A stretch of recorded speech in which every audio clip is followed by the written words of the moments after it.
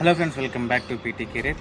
నా జీవితంలో చాలా పెద్ద టాస్క్ చేయబోతా ఉందన్నమాట. ఏంటి ఆ టాస్క్ అంటే మీకోసం అలానే నా కోసం నా లైఫ్ని ఒక ఇన్స్పైరింగ్గా మార్చాలని చెప్పేసి ఈ యొక్క నిర్ణయం తీసుకున్నాను అనమాట. అసలు ఏంటంటే చాలామందికి ఎంతో టాలెంట్ ఉంటుంది, అలానే వాళ్ళ గోల్ రీచ్ అవ్వలేదు. నువ్వు ఎందుకు గోల్ రీచ్ అవ్వట్లేదు అంటే వాళ్ళు చెప్పే కారణాలు ఏంటంటే నాకు ఆస్తి లేదు, బ్యాక్గ్రౌండ్ లేదు, నా దగ్గర డబ్బులు లేదు అని చెప్పేసి వాళ్ళ గోల్ని అచీవ్ చేయలేకపోతూ ఉంటారు. ఈ ఆలోచనలు, ఈ అపోహలు పెట్టుకొని డబ్బు లేకపోతే సాధించలేము, లేదా బ్యాక్గ్రౌండ్ లేకపోతే సాధించలేదని చెప్పేసి అపోహలో అంటే బతుకుని ఉంటారు అనమాట, ట్రై చేయకోకుండా. అయితే ఈరోజు నేనేం చేయబోతా ఉంటుందంటే నాకు నా జీవితంలో ఏదైతే ఇష్టం ఉందో అదేంటంటే నాకు డైరెక్షన్ అంటే చిన్నప్పటి చాలా ఇష్టం అనమాట.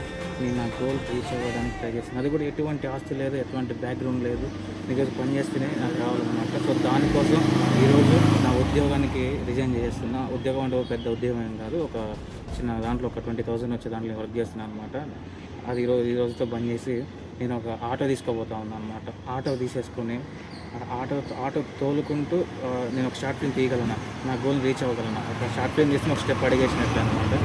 ఈ టాస్క్ ముఖ్య ఉద్దేశం వచ్చేసి ఏం బ్యాక్గ్రౌండ్ లేకపోయినా, ఎటువంటి డబ్బులు లేకపోయినా మనం సాధించగలం నిరూపించడానికి ఈరోజైతే నేను ముందడుగేస్తున్నాను అనమాట. అందుకని అసలు మనం చేయగలమా లేదా, సార్ నేను గెలుస్తానా లేదా, సాధిస్తానా లేదా అనేది పక్కన పెడదాం. ఒక ట్రై అయితే చేద్దాం. నిజంగా మన మిడిల్ క్లాస్ వాళ్ళు, లేదా అసలు ఒక డబ్బు లేని ఒక పూర్ వ్యక్తులు, మనలో టాలెంట్ ఉంటే మన టాలెంట్ గెలిపిస్తుందా, నిలబెడుతుందా అనేది ఒక ఎక్స్పెరిమెంట్ టైప్ చేయబోతా ఉన్నాం అనమాట.